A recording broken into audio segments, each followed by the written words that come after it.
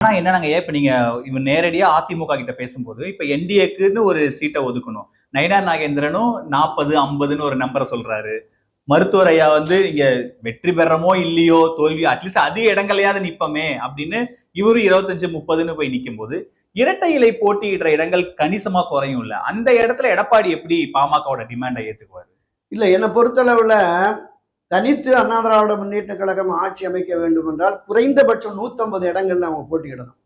மீதம் உள்ள 84 தொகுதி தான் என்டிஏவுக்கு கொடுக்க முடியும். அந்த 84 தொகுதிகள்ல அவங்க பாமக, தமாக, தேமுதிக, என்டிஏ, பாஜக இருக்கிற அந்த 1-2 சிறிய கட்சிகள், புதிய நீதி கட்சி, ஐஜேகே, ஜான் பாண்டியன், கிருஷ்ணசுவாமி, டாக்டர் கிருஷ்ணசுவாமி, அவங்க எல்லாமே அவங்களுக்கு 2-1 பிரிச்சு கொடுக்கணும். இந்த 84 தொகுதிகள் 150க்கு குறைவான இடங்கள்ல போட்டியிட்டா நம்ம தனிப்பெரும்பான்மை பெற முடியாது அப்படிங்கிற அந்த கருத்தாக்கத்தில் இருக்கிறாங்க.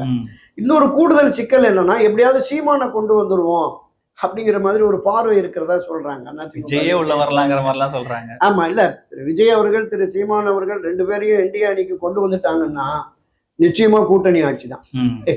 ஏன்னா எல்லோருமே நீங்க சொன்ன மாதிரி 30 இடம் 40 இடம் வர்றபோது இருக்கிறது 234 தான். நம்ம போய் ஆந்திராவிலே தெலுங்கானாவில கடை கேட்டலாம் வாங்க முடியாது.